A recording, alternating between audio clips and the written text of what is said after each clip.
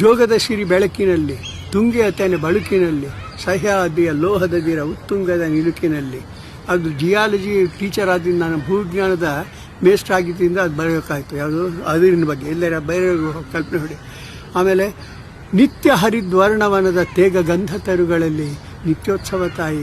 ನಮ್ಮ ಈ ತೇಗ ಮತ್ತು ಗಂಧ ಜಗತ್ತಿನ ಪ್ರಸಿದ್ಧವಾದ ನಮ್ಮ ಮೈಸೂರು. ಇನ್ನೆಲ್ಲೂ ಇಂಥ ಒಂದು ಕ್ವಾಲಿಟಿಯ ಮಾಡಿ ಅಂಥಲ್ಲಿ ಇಂಥ ಎಲ್ಲ ಕೊಟ್ಟಿದೆಯಾ ತಾಯಿ, ಅವೆಲ್ಲ ನೀನು ನಮಸ್ಕಾರ ಮಾಡ್ತೀವಿ. ಎರಡನೇದು ಇತಿಹಾಸ, ಮೊದಲನೇದು ಪ್ರಕೃತಿ. ಇಲ್ಲಿ ಕರ್ನಾಟಕದಲ್ಲಿರೋ ಪ್ರಕೃತಿ. ಎರಡನೇದು ಇತಿಹಾಸ. ಇತಿಹಾಸದ ಹಿಮದಲ್ಲಿನ ಸಿಂಹಾಸನ ಮಾಲೆಯಲ್ಲಿ ಗತ ಸಾಹಸ ಸಾರುತ್ತಿರುವ ಶಾಸನಗಳ ಸಾಲಿನಲ್ಲಿ, ಓಲೆಗರಿಯ ಸಿರಿಗಳಲ್ಲಿ, ದೇಗುಲಗಳ ಭಿತ್ತಿಗಳಲ್ಲಿ ನಿತ್ಯೋತ್ಸವ ತಾಯಿ.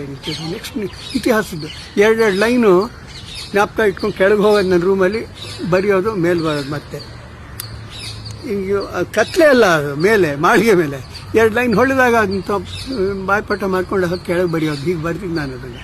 ಇನ್ನೊಂದು ನಮ್ಮ ಜನಜೀವನ, ಸಾಮಾಜಿಕ ಇದು ಸಂಸ್ಕೃತಿ ಇದ್ರ ಬಗ್ಗೆ. ಹಲವೆನ್ನದ ಹಿರಿಮೆಯೇ, ಕುಲವೆನ್ನದ ಗರಿಮೆಯೇ, ಸದ್ವಿಕಾಸಶೀಲ ನುಡಿಯ ಲೋಕಾವೃತ ಸೀಮೆಯ. ನಮ್ಮ ನುಡಿ ಇವತ್ತು ವಿಶ್ವವಂದ್ಯವಾಗಿದೆ. ವಿಶ್ವದಾದ್ಯಂತ ಹರಡೋದಕ್ಕೆ ಕಾರಣ ನಮ್ಮ ಕವಿ ಸಾಹಿತಿಗಳು ಬೇಕಾದ ಜನ. ಮಾಸ್ತಿ ಅಂಥವರು, ಕುವೆಂಪು ಅಂಥವರು, ಕಾರಂತರು, ಬೇಂದ್ರೆ ಇಂಥ ದೊಡ್ಡ ದೊಡ್ಡ ವ್ಯಕ್ತಿಗಳು ಇವತ್ತು ಜಗದ್ವಂದ್ಯ ಸಾಹಿತ್ಯವನ್ನು ಕ್ರಿಯೇಟ್ ಮಾಡಿಬಿಟ್ಟೆ ಎಲ್ಲ ಮಾಡಿ. ಸೊ ಇದೆಲ್ಲ ಬರದೆ 3 ಲೆವೆಲಲ್ಲಿ ನಾನು ವರ್ಕ್ ಮಾಡಿದ್ದೀನಪ್ಪ.